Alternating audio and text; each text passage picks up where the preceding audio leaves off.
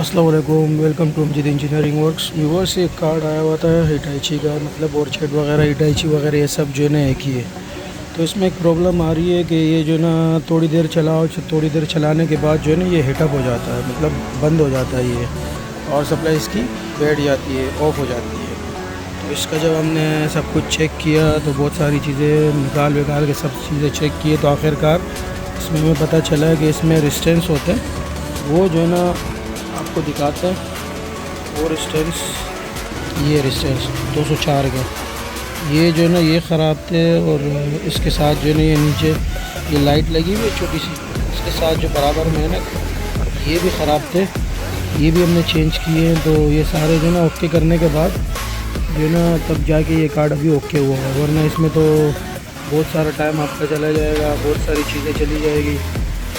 इंशाल्लाह फिर next video में मिलते हैं, तब तक के लिए अल्लाह हाफ़िज़। सब्सक्राइब।